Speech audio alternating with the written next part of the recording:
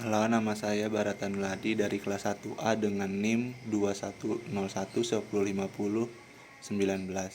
Saya akan menjelaskan materi Sistem Pendidikan Nasional dari mata kuliah Landasan Pendidikan. Sistem Pendidikan Nasional adalah keseluruhan komponen pendidikan yang saling terkait secara terpadu untuk mencapai tujuan pendidikan nasional.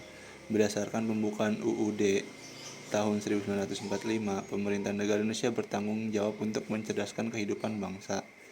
UUD 1945 mengamanatkan pemerintah Indonesia untuk mengusahakan dan menyelenggarakan satu sistem pendidikan nasional. Sistem pendidikan nasional untuk meningkatkan keimanan dan ketakwaan kepada Tuhan Yang Maha Esa serta akhlak mulia.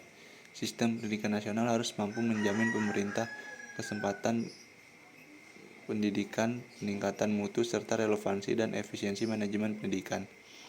Pendidikan nasional untuk menghadapi tantangan sesuai dengan tuntutan perubahan kehidupan lokal, nasional, dan global. Pendidikan ini juga memiliki tujuan, yaitu menjadi manusia yang beriman dan bertakwa kepada Tuhan Yang Maha Esa, berakhlak mulia, sehat, berilmu, cakap, kreatif, mandiri, menjadi warga negara yang demokratis dan bertanggung jawab. Dan pendidikan ini memiliki kelembagaan, di mana lembaga pendidikan itu memiliki arti. Lembaga ini adalah lembaga atau tempat berlangsungnya proses pendidikan dengan tujuan mengubah tingkah laku individu ke arah yang lebih baik melalui interaksi dengan lingkungan. Lembaga pendidikan ini juga memiliki dua bagian, ini jalur pendidikan dan jenjang pendidikan. Jalur pendidikan yaitu ada pendidikan formal, pendidikan non formal, dan pendidikan informal, di mana setiap bagian memiliki arti.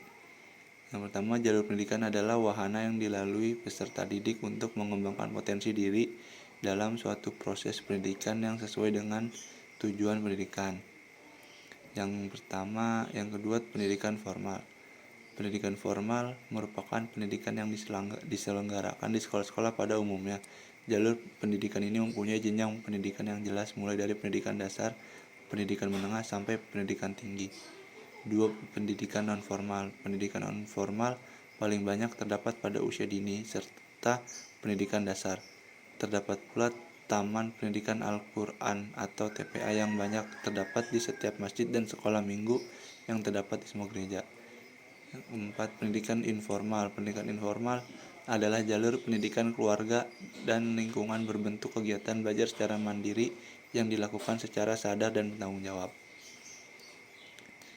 Setelah itu ada jenjang pendidikan. Jenjang pendidikan adalah tahapan pendidikan yang ditetapkan berdasarkan tingkat perkembangan peserta didik, tujuan yang akan dicapai, dan kemampuan yang dikembangkan. Jenjang pendidikan terdiri dari 1. Pendidikan anak usia dini mengacu Undang-Undang Nomor 20 Tahun 2003 Pasal 1 Butir 14 tentang Sistem Pendidikan Nasional. Pendidikan anak usia dini atau PAUD adalah suatu upaya pembinaan yang ditunjukkan bagi anak sejak lahir sampai dengan usia 6 tahun yang dilakukan melalui pemberian rangsangan pendidikan untuk membantu pertumbuhan dan perkembangan jasmani dan rohani agar anak memiliki kesiapan dalam memasuki pendidikan lebih lanjut. Yang kedua ada pendidikan dasar. Pendidikan dasar merupakan jenjang pendidikan awal selama 9 tahun, yaitu sekolah dasar 6 tahun dan sekolah menengah 3 tahun. Pendidikan dasar merupakan program wajib belajar. Dan yang ketiga ada pendidikan menengah. Pendidikan menengah merupakan jenjang pendidikan setelah pendidikan dasar, yaitu sekolah menengah atas SMA maupun sekolah menengah kejuruan atau SMK selama 3 tahun waktu tempuh pendidikan. Yang terakhir ada pendidikan tinggi. Pendidikan tinggi adalah jenjang pendidikan setelah pendidikan menengah yang mencakup program pendidikan diploma, sarjana, magister, dokter, dan spesialis yang diselenggarakan oleh perguruan tinggi. Ya. Mungkin itu saja yang bisa saya sampaikan dalam materi sistem pendidikan nasional. Untuk jika ada yang kurang, Saya minta maaf dan selebihnya terima kasih.